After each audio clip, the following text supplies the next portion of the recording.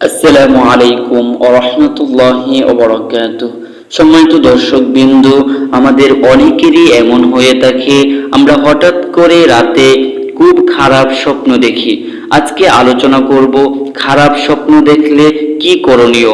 সম্মানিত দর্শকবৃন্দ, পবিত্র হাদিস শরীফে উল্লেখ আছে যে যদি কোনো লোক ঘুমের ঘোরে কোনো খারাপ স্বপ্ন দেখে, তাহলে সে ব্যক্তি ঘুম হতে জেগে ওঠার সাথে সাথে আউযু বিল্লাহি মিনাশ শাইতানির রাজিম তিনবার পাঠ করে বাম খাদের উপর আস্তে আস্তে ফু দিবে।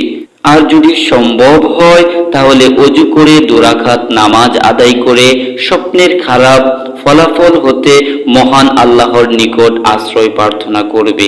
এসব কোনো কিছুই সম্ভব না হলে কমপক্ষে শোয়ার অবস্থা পরিবর্তন করে ঘুমাবে। আর এই খারাপ স্বপ্নের কথা কারো নিকট বলবে না। অবশ্যই একান্ত আবশ্যক বলে মনে করলে কোনো অভিজ্ঞ আলেমের নিকট বলা যেতে পারে। সাবধান, কোনরূপ স্বপ্ন না দেখে মিথ্যা বানোয়াটভাবে বর্ণনা করা কবিরা গুনাহ।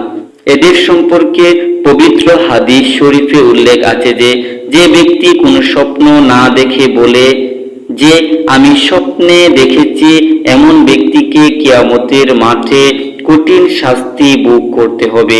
বুখারী ও মুসলিম ও তিরমিজি শরীফের হাদিস। সম্মানিত দর্শকবৃন্দ, বুঝতেই পারছেন কথাগুলো কতটা বেশি গুরুত্বপূর্ণ। আপনাদের সকলের কাছে শেষ করার আগে একটি আবেদন করব, আমার এই ছোট্ট চ্যানেলটিকে সাবস্ক্রাইব, লাইক, কমেন্ট এবং শেয়ার করে দিবেন। ততক্ষণ সকলে ভালো থাকুন এই প্রত্যাশা রেখে শেষ করছি। আসসালামু আলাইকুম ওয়া রাহমাতুল্লাহি ওয়া বারাকাতুহু।